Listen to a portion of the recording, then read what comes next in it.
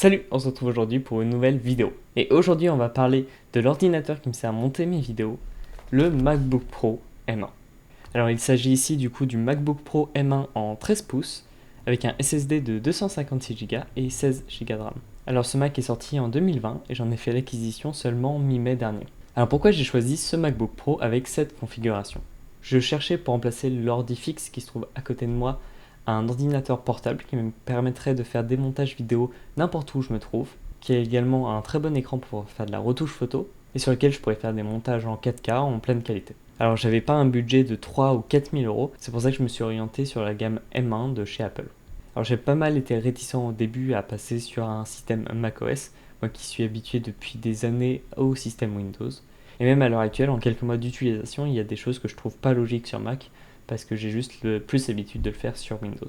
Alors qu'est-ce qui m'a amené à prendre ce MacBook Pro M1 en 16 Go de RAM avec 256 Go de stockage? Alors de base, j'avais pas prévu d'acheter mon Mac mi-mai. Je pensais plus le prendre au milieu de l'été, voire fin de l'été. Et en allant dans une boutique de matériel d'occasion, je suis tombé sur ce Mac d'occasion. Donc avec cette configuration pour le prix de 1200 euros. C'est-à-dire que pour le prix d'un MacBook Air 9 avec 8 Go de RAM et 256 Go de stockage, vous pouvez avoir un M1 Pro avec 16 Go de RAM. C'est donc ce qui m'a amené à choisir ce MacBook Pro en particulier.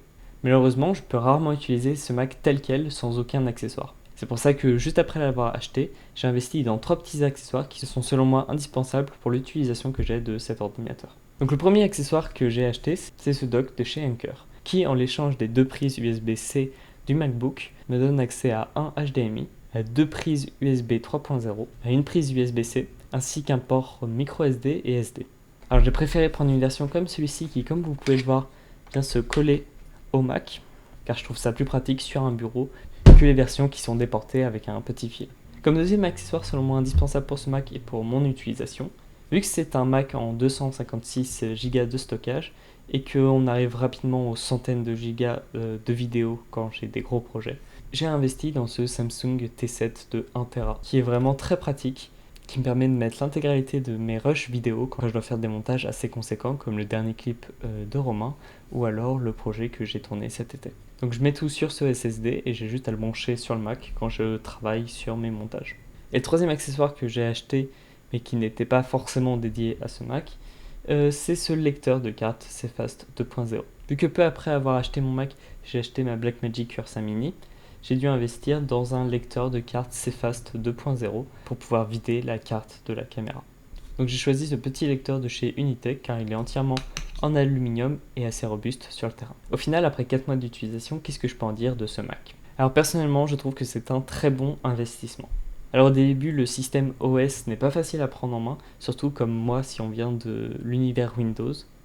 Mais rapidement, on arrive à trouver ces marques, et même s'il y a pas mal de points qui diffèrent avec Windows, il y a quand même des similitudes qui nous permettent de ne pas être perdus. Comme la touche commande qui remplace le contrôle, qui au début, on le sait pas, et qui à force devient un automatisme. C'est un ordinateur qui est vraiment très puissant, il y a énormément de tests qui en parlent sur YouTube. Personnellement, je lui envoie du log venant du R6 en pleine qualité, sans aucun souci. Je lui envoie également de la 4,6K jusqu'en RAW 3.1 avec la Blackmagic Ursa et il ne bronche pas du tout. Le tout avec une super autonomie et vraiment la possibilité de l'embarquer partout. Il m'a accompagné cet été sur le tournage de mon projet. Ça m'a permis de vider les cartes au fur et à mesure de la journée. En bref, si vous êtes à la recherche d'un ordinateur qui a un très bon rapport qualité-prix, je ne peux que vous recommander ce MacBook Pro M1. Sachant qu'avec l'arrivée des M2, il y a possibilité que sur le marché de l'occasion, on en trouve un peu plus. Alors personnellement, avec mes besoins en vidéo, j'ai fait le choix de partir sur 16 Go de RAM, mais vous pouvez très bien le prendre en 8 Go de RAM avec 512 Go de SSD.